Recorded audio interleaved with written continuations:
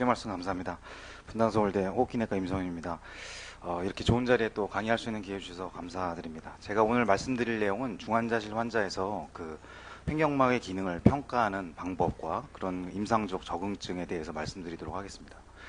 잘 아시는 바와 같이 이제 횡격막은 이제 그 thoracic cavity와 abdominal cavity를 구분하는 이제 돔 스트럭처로서 이제 그 인스피레이션 하는 머슬 중에서 가장 중요한 머슬로 이제 알려져 있습니다. 그래서 인스피레이션을 하게 되면 다이프램이 수축하게 되고 이것이 이제 다이프램이 아래쪽으로 디스플레이스먼트 되면서 이제 abdominal cavity를 누르기 때문에 abdomen 프레셔가 증가하면서 이 다이프램과 로럴 립 케이지가 만나는 부위인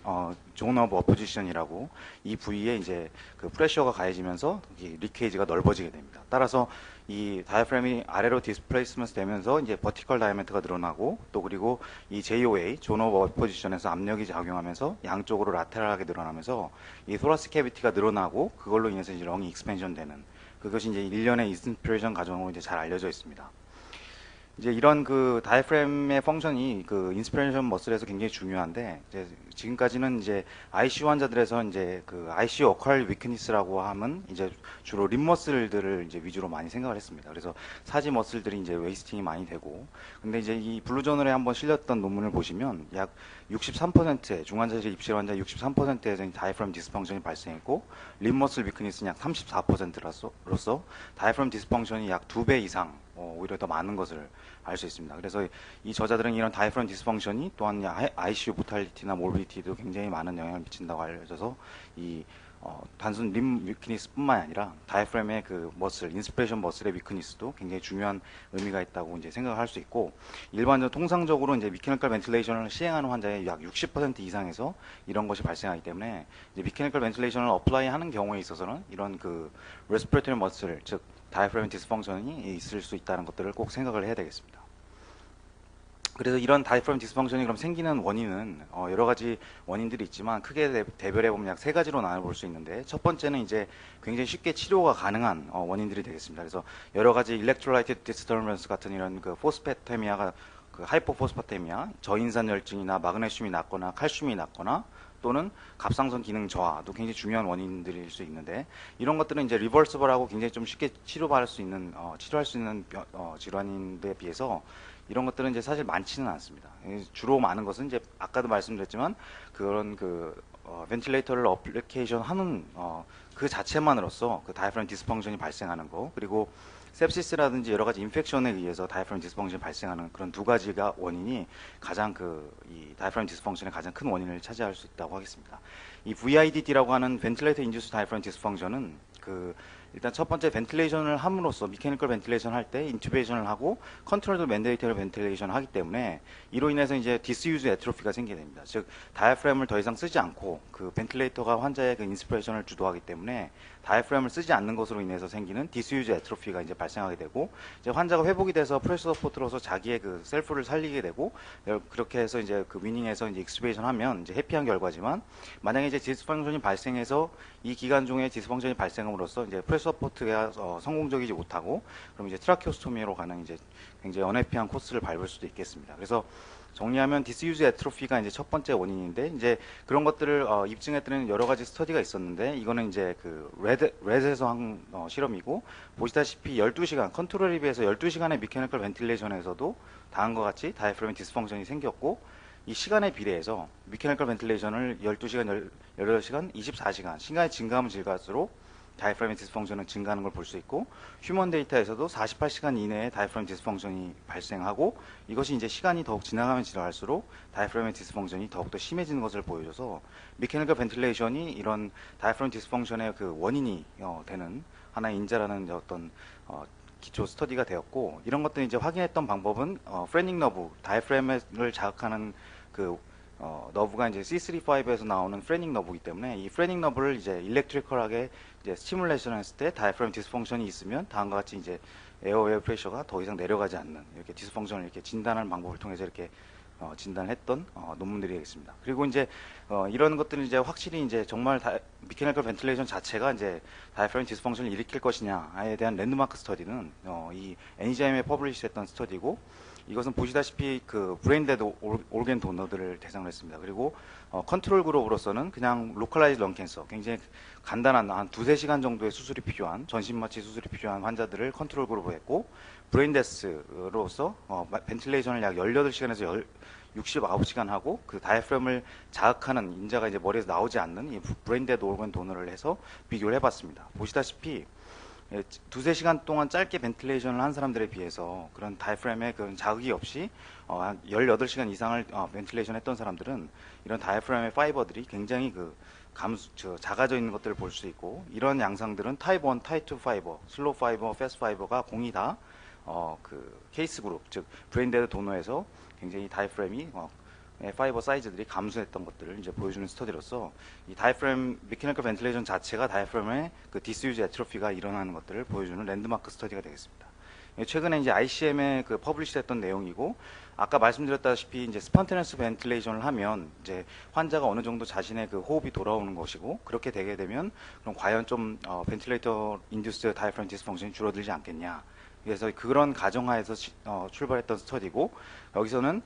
카디악 데스 도너를 이용했습니다. 이 카디악 데스 도너 같은 경우에는 특별한 동료로서 이제 카디악 어레스트를 기다리고 있는 사람이기 때문에, 이런 환자들 같은 경우에는 스판테니스 브리딩, 즉 프레셔 서포트라든지 이런 것들을 많이 쓰기 때문에 이 브레인데드 올겐 도너에 비해서는 다이프램을 자극하는 시간이 길 것이라고 생각을 해서 이제 이 스터디를 하게 됐고, 보시다시피 그렇게 컨트롤드 맨데이터리 벤틸레이션을 오래 한 100시간 이상 한 사람들은 이렇게 다이프램 사이즈가 그 100시간 미만의 그 한 그룹에 비해서 이렇게 적어진 것을 통해서 스폰테니어스 벤틸레이션이 살아있으면 살아있을수록 이런 다이프램의 펑션이 보존될 수 있다라는 것들을 이제 보여준 최근 스터디가 되겠습니다. 그리고 이제 비단 이런 디스유즈 에트로피뿐만 아니라 다이프램 이 벤틸레이션을 유지하는 것 자체가 이렇게 이 sarcomea의 프래그멘테이션이나 이런 것들을 유발해서 이렇게 마찬가지로 메케니컬 벤틸레이션을 오래 유지할수록 이런 파이버 자체에 데미지가 발생하는 것들을 이제 보여주는 스터디가 되겠습니다. 그래서 지금까지 말씀드린 건 VIDD였고, 이제 세 번째 원인으로서는 이제 인펙션에 의해서 다이프램이 손상받는 것으로서, 이것도 이제 그 CLP, 그 시칼 라이겐션 퍼포레이션이라고 마이스에다가 이제 sepsis를 유발했을 때, 보시다시피 이제 sepsis를 유발한 쥐들은 다이프램 펑션이 컨트롤 그룹에 비해서 떨어져 있는 것들을 보여줬고, 휴먼 데이터에서도 다이프램 펑션이 sepsis 원자나 인펙션에서 이렇게 떨어져 있는 것들을 보여줘서 인펙션 자체가 이제 다이프램의 디스펑션을 일으킨다. 그래서 벤틸레이터와 인펙션 두 가지가 그 다이프램 디스펑션의 주요한 원인이 되겠습니다. 이제 이런 지금부터 말씀드릴 내용은 이제 어떻게 진단할 것이냐 이런 내용인데, 일단 가장 중요한 거는 이제 피지컬 이그자미네이션과 이제 환자를 진찰하는 것인데, 잘 보시다시피 이제 우리가 인스피레이션을 하게 되면 아까 말씀드렸지만 다이프램 수축을 하게 되면서 인스피레이션에서 이 체스트 월이 올라가고 다이프램이 내려가면서 압도멘 캐비티를 누르기 때문에 정상적인 사람인 경우에는 인스피레이션 할 때 체스트 월도 올라가고 압도멘도 올라가는, 다음과 같이 보시면 인스피레이션 할 때 이 다이프램도 이 체스트 월이 올라가고 압도멘 월도 올라가는 이런 싱크로나이즈 모션을 보이게 됩니다. 하지만 만약에 다이프램의 패럴라이시스, 이 다이프램이 이제 움직이지 않는 경우가 된다면 이 인스피레이션 시에 여기에 네거티브 프레셔가 작용하기 때문에 다이프램이 플래시드 해가지고 이 다이프램이 이 밑으로 내려가는 것이 아니라 오히려 이 네거티브 프레셔에 의해서 석션이 되면서 올라가기 때문에 다이프램 이 압도멘 월이 쏙 들어가게 됩니다. 그래서 다음과 같이 인스피레이션 할 때 체스트 월이 올라가는데 반대로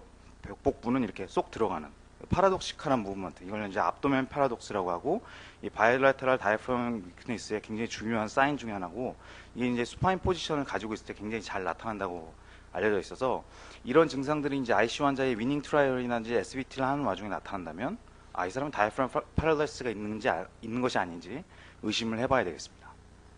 그래서 이거는 이제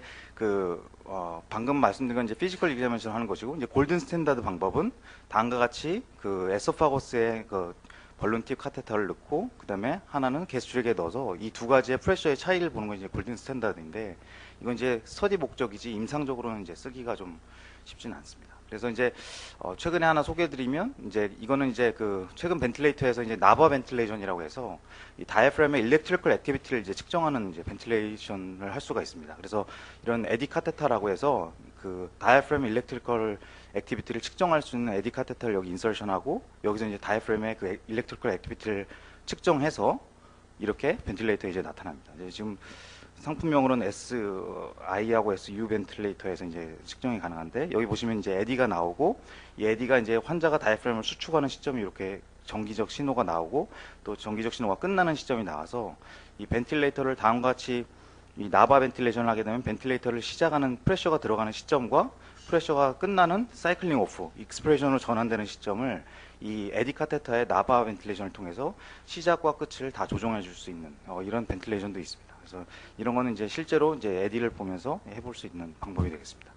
이제 이미징으로서는 이제 체스트 엑스레이가 있는데 이제 다이프램이 엘리베이션 된 걸 보면 이제 알 수 있지만 굉장히 이제 센시티비티는 꽤 좋지만 스페시피티가 굉장히 낮기 때문에 다른 이유에 의해서도 이제 그런 엘리베이션이 있을 수 있고 이제 플로로스코피로 이제 할 수 있는 방법은 이제 과거에는 많이 사용했지만 이게 유니라테랄한 파랄라시스에서는 의미가 있지만 바이라테랄한 다이프람 파랄라시스 같은 이런 시스테믹한 문제에서는 크게 이제 효과가 없어서 이제 더 이상 레코멘드가 안 되고 CT나 MR은 사실 중환자 환자들을 이걸 위해서 이제 움직인다는 것 자체가 굉장히 이제 어려움이 있습니다. 그래서 이제 결국은 이제 오늘 가장 핵심적으로 말씀드릴 거는 이제 다이프람 울트라소노그래피고 이 측정하는 방법은 두 군데에서 측정할 수 있는데 이제 첫 번째는 아까 말씀드렸던 그 다이프램이 그 로어 립 케이지와 만나는 부위를 존 오브 어포지션이라고 하고 이 존 오브 어포지션에서 이렇게 소노를 대보면 이 다이프램의 thickness를 측정할 수 있는 방법이 첫 번째가 되겠고 또 하나는 이제 이 돔에다가 이 초음파를 대서 이 돔이 어떻게 움직이는지 그래서 다이프램 무브먼트 내지는 다이프램 익스커션이라고 하는데 이제 다이프램의 그 움직임을 측정하는 방법 그래서 두 가지로 이렇게 대별할 수 있겠습니다. 그래서 처음에 먼저 말씀드릴 거는 이 존 오브 어포지션에서 thickness를 측정하는 방법에 대해서 말씀드리겠습니다. 이 그 thickness를 측정하는 방법은 이제 리니어 프로브, 그 하이 프리퀀시 리니어 프로브를 쓰고 위치는 이제 다음 보시다시피 이제 그 안테리어와 미드 엑실라리 라인 주로 이제 안테리어 엑실라리 라티스무스 돌지 요 레벨에서 7번째나 8번째 인터코스탈 스페이스 내지는 8번째나 9번째 인터코스탈 스페이스에서 이 리니어 프로브를 대게 되고 그러면 이제 보이는 스트럭처가 다음과 같은 스트럭처가 보이게 됩니다. 이거는 이제 비모드에서 본 거고 비모드에서 봤을 때 이 에코제닉한 라인 두 가지가 보이는데 첫 번째 맨 위에 있는 에코제닉 라인이 이제 다이프라마틱 플루랄 라인이 되겠습니다. 그래서 플루랄 라인이 되고 그 다음 여기 에코제니스 낮은 여기가 다이프램 머슬이 되고 그 밑에가 바로 이제 그 리버를 싸는 이제 그 페리토니움 아까 그 황윤 교수님이 발표하셨던 그에서도 잠깐 보였었는데요. 이렇게 되는 거고 조금 더 자세히 보시면 이제 비모드에서 이제 플루랄 라인이 여기 보이고 다이프램이 보이고 페리토니얼 레이어가 보이고 그래서 이 세 가지의 그 스트럭처가 이제 보이게 됩니다. 이거를 이제 M모드를 내려서 보면 다음과 같이 이렇게 M모드를 내려서 이제 볼 수가 있겠습니다. 그래서 이제 조금 직접 한번 보시면 이건 애니제임 서플리먼트에 있는 비디오고요. 그래서 보시다시피 아까 말씀드렸던 것처럼 플루랄 라인, 다이프람, 페리토니움이 이렇게 있고 이제 체스트 월이 있습니다. 그래서 이제 이 렁이 지금 들어오고 있는 게 이제 존 오브 어포지션 쪽으로 렁이 조금씩 들어오는 게 보이고 예. 그래서 이렇게 들어서 이제 다이프램이 인스피레이션 때, 엔드 익스프레션 때 가장 두꺼워지고요. 그래서 이것도 측정할 수 있는 방법 똑같이 이렇게 렁이 들어오는 것들을 보여주는 또 다른 비디오가 되겠습니다. 그래서 이런 식으로 이제 다이프람 thickness를 이제 측정한다고 보시면 되겠습니다. 생각도 굉장히 쉽고요. 갖다 대면 바로 보이는 정말 아까 말씀하셨던 것처럼 유치원 수준의 굉장히 쉽게 볼 수 있는 방법입니다. 그래서 평균적으로는 이렇게 나와 있는데 이제 이것들은 대부분 다 정상적인 환자들이고 이제 이것들이 ICU 환자들은 아닌데 기억하실 거는 2.0mm 미만이다라고 하면 이것이 다이프람 애트로피가 있을 것이다라고 이제 예측해 볼 수 있는 인자가 되겠고 이따가 논문들을 통해서 조금 더 보여드리도록 하겠습니다. 그래서 이런 그냥 단순히 thickness만 측정하는 게 아니라 마치 이제 이젝션 프랙션을 측정하는 것처럼 엔드 익스프레션과 엔드 익스프레션의 이제 그러니까 흡기 말고 호기 말의 그 다이프람 thickness의 차이를 통해서 이제 thickness fraction, thickening이나 뭐 thickness fraction 이렇게 얘기하는데 마치 EF처럼 이런 것들을 측정할 수 있는 방법이 있습니다. 그래서 간단하고 엔드 인스피레이션 값을 엔드 익스프레션으로 즉 흡기 말 값을 호기 말 값으로 빼가지고 이 퍼센테이지를 구하는 겁니다. 그래서 이것도 숫자도 외우기 쉬운데 한 20% 미만이면 이 테크닉이 20% 미만으로 되면 이거 문제가 있는 다이프램이구나 라고 생각을 해볼 수가 있겠습니다. 그래서 이런 것들은 이제 ICM에서 밸리데이션 스테이지가 있었고 티크니스와 티크닝 프랙션 두 가지를 이제 밸리데이션 했을 때 이것이 이제 미케니컬 벤틸레이션을 한 환자에서도 유용하게 써볼 수 있는 방법이 되겠다라는 것들이 이제 ICM 퍼블리시된 적이 있습니다. 그래서 지금까지 말씀드렸던 거는 티크니스였던 거고 두 번째로는 이제 다이프레미 무브먼트, 익스커션 어떻게 움직이느냐는 건데 이거는 이제 다음과 보시다시피 이제 로우 프리퀀시의 이제 그 압도멘 프로브를 이제 컨벡스 프로브를 쓰는 것이고 이 위치는 이제 그 미드 클라비큘러 라인이랑 안테리어 엑실러 라인 사이 쪽에서 리버나 스플린을 이제 아코스틱 섀도로 사용해 가지고 다음과 같이 이제 보는 것입니다. 그래서 보면은 여기 그 리버가 보이고 리버 뒤쪽에 이제 에코제니티가 굉장히 높은 라인이 이제 이게 다이프레임이 되겠습니다. 볼 때 가장 중요한 것은 이 빔의 그 방향과 다이프레임 방향이 퍼펜디큘러하게 돼서 이 다이프레임 도움의 3분의 1 뒤쪽 3분의 1이 직각으로 만나서 이것이 앞으로 오고 뒤로 오고 하는 것을 관찰해야 된다는 것이 이제 가장 핵심적인 포인트가 되겠습니다. 그래서 다음과 보시다시피 이제 이렇게 대고 보면 인스피레이션 시에는 이제 이 다이프레임이 이쪽으로 아래쪽으로 내려오기 때문에 이 M 모드를 내려서 봤을 때 이렇게 그 다이프레임 에코제닉 라인이 이렇게 다가오는 걸 소노 프로브 쪽으로 다가오고 익스프레션 쪽은 다시 내려가고 다가오고 내려오고 그래서 인스피레이션과 익스프레션을 이제 이런 무브먼트를 통해서 이제 확인할 수 있습니다. 그래서 이제 이런 확인할 때 얼마나 높이가 되는지 즉 이걸 이제 익스크루전 무브먼트의 그 위치라고 해서 노멀 레인지가 이렇게 굉장히 넓습니다. 그런데 이제 이것이 이제 남자일수록 또 그리고 굉장히 그 렁 펑션 좋은 사람, 다이프람 펑션 좋은 사람에서 사실 이게 굉장히 많이 올라오겠죠. 그리고 그 이외에도 이제 요 시간, 기울기 뭐 이런 것들을 이제 측정을 해볼 수가 있겠습니다. 그래서 컨벤셔널 얼트라사운드에서 다음과 같은 파라미터들은 다 쉽게 구할 수가 있겠고요. 그래서 이제 요것도 한번 보시면 이거는 이제 ICM에서 일단 서플리멘트로 있던 그림인데요. 이제 비모드로 이제 일단 다이프램 그 리버 쪽 섀도를 관찰하고 그래서 이제 여기 이제 에코제닉 라인이 있는 걸 확인하고요. 그래서 여기다 이제 M 모드를 내려서 보면 인스피레이션 할 때 이렇게 다가오기 때문에 이렇게 M 모드에서 이렇게 다가오고 다시 또 다가오고 이런 식으로 이제 확인을 해보면 이것도 굉장히 측정하기 쉽습니다. 그래서 이런 그 다이프램의 위크니스 그리고 또 좀 더 진행돼서 완전히 패럴라이시스 이거 되는 것들을 진단하는 방법은 첫 번째 위크니스는 방금 보여드렸던 그 다이프램이 움직이는 것 자체가 그 앰플리튜드가 그 높이가 좀 적다. 그러면 이제 이것이 이제 이거 위크니스가 있구나. 아예 그 다이프램이 움직이는 것이 없다. 앱센스. 그러면 이거는 이제 패럴라이스가 있구나. 그리고 또 하나 도움이 될 만한 거는 아까 말씀드렸던 피지컬에서 보였던 파라독시컬 무브먼트입니다. 그래서 환자가 그 인스피레이션을 하는데 오히려 다이프램이 더 그 프로브로부터 멀어지는 이런 모션을 보이는 것은 이제 파라독시컬 무브먼트이기 때문에 이런 파라독시컬 무브먼트가 이제 소노에서도 보이면 이 사람은 팔라리시스가 있는 게 아닌가라고 의심을 해볼 수 있겠습니다. 그래서 이제 마지막으로 이제 이것을 어떻게 이제 쓸 것인가 이제 쓸 수 있는 여러 가지 그 인디케이션들에 대해서 조금 더 말씀드리면 이제 ICU에서는 이제 위닝 할 때 그 이 사람이 정말 위닝이 가능할 것인가 익스튜베이션을 해도 될 것인가 라는 걸 보는 방법 그 다음에 이 워크로드가 얼마나 되는지 그리고 파랄라이시스가 있는지는 아까 말씀드렸고 그 다음에 이제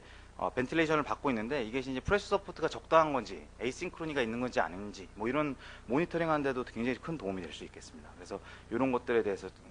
논문들 몇 가지씩만 말씀드려보면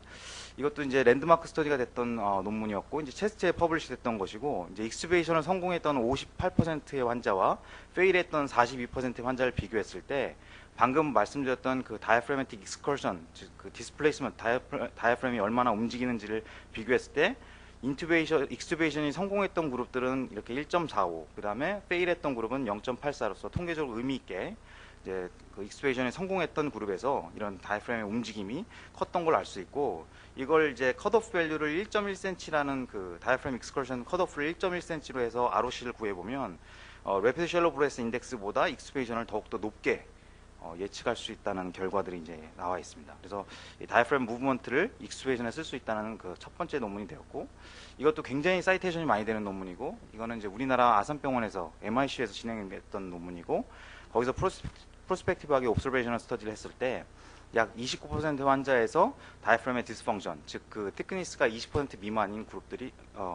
약 29%가 관찰이 되었고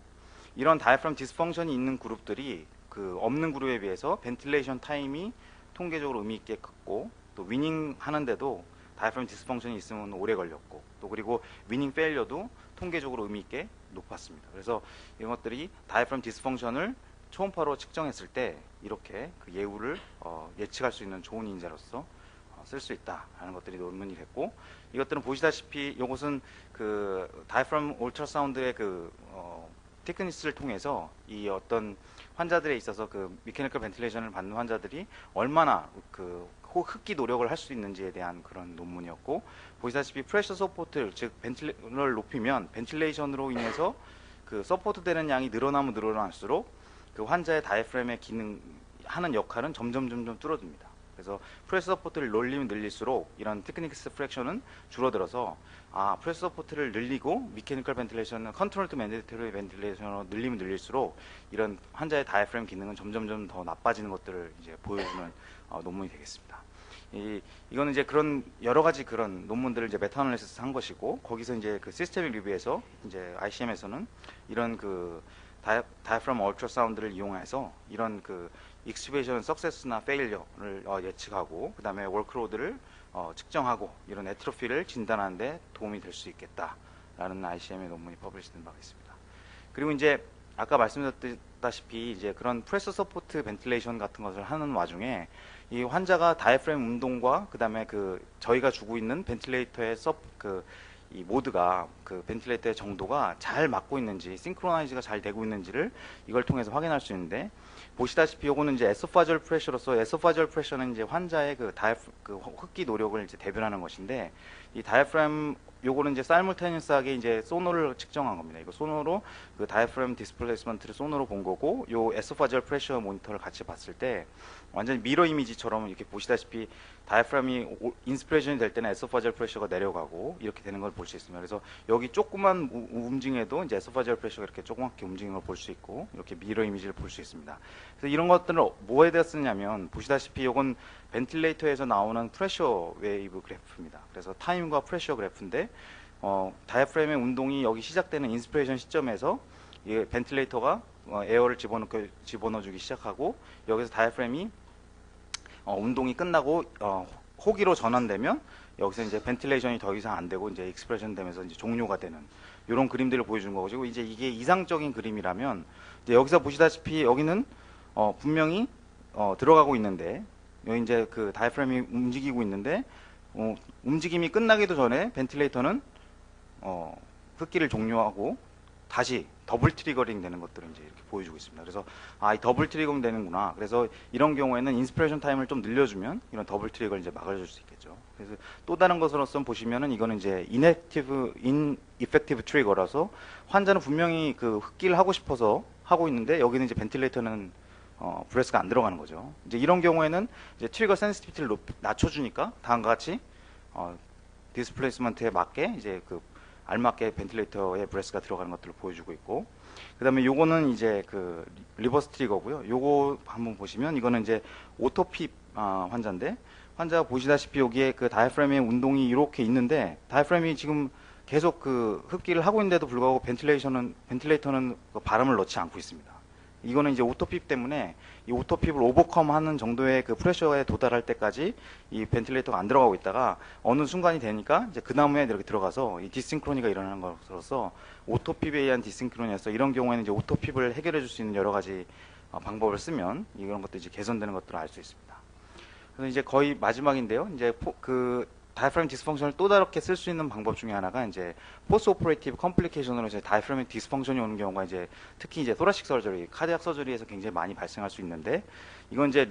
우리나라에서 나왔던 논문이고, 이것도 굉장히 사이테이션 많이 되는 논문 중에 하나인데, 로벡토미를 했던 환자들을 대상으로 했습니다. 로벡토미 했을 때 POD 1일째는 약 70%의 그 감소, 다이프램의 펑션이 70%가 감소하는 걸 보여주고, 이 POD 7일째가 됐을 때 약 30% 감소로 이제 호전되는 걸 볼 수 있는데, 이런 그것이 그 바이탈 커패시티와 이런 다이프램 펑션이 굉장히 그 코릴레이션이 좋고,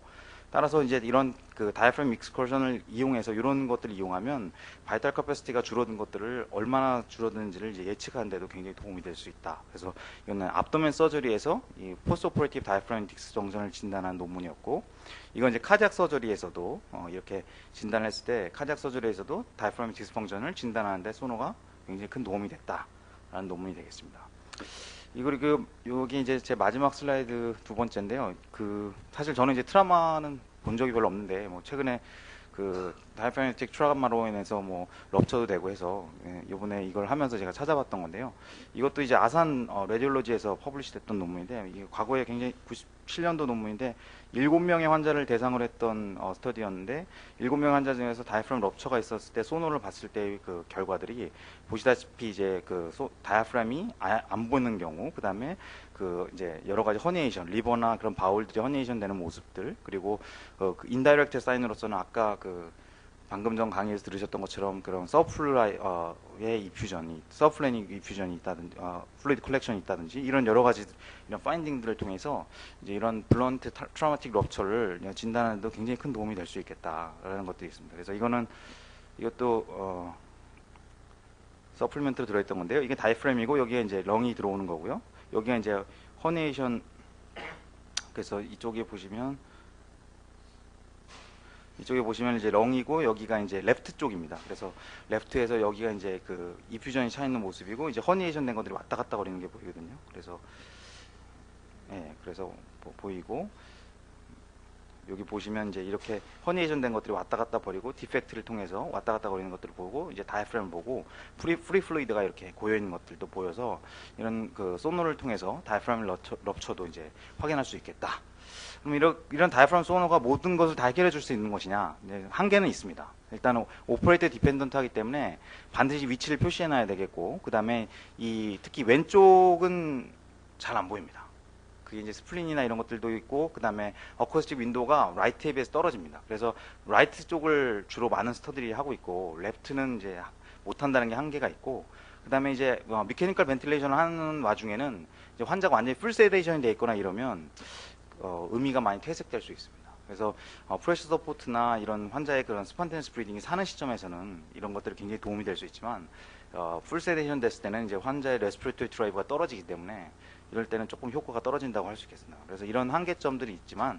어쨌든 이러한 미케니컬 벤틸레이션을 하는 환자에서는 반드시 이런 다이프람 디스펑션을 의심해야 되겠고, 이런 압도미널 파라독스라는 어떤 임상적인 그런 현상을 관찰하게 되면 한번 의심을 해보셨으면 좋겠고, 그 다음에 다이프람 얼트라사운드를 통해서 알 수 있는 것은 아까도 말씀드린 바와 같이 두 포인트, 존 오브 어포지션과 돔에서 다이프람의 익스커션과 티크니스 두 가지를 측정을 통해서 이 환자들의 다이프람 디스펑션을 이제 측정할 수 있겠습니다. 그래서 여러 가지 애플리케이션으로서는 VIDD, 위닝, 이런 벤틸레이터 서포트의 적절성, 그다음에 포스트 오퍼레이티브 디스펑션 이런 것들을 측정을 해볼 수가 있겠습니다. 네, 이상입니다.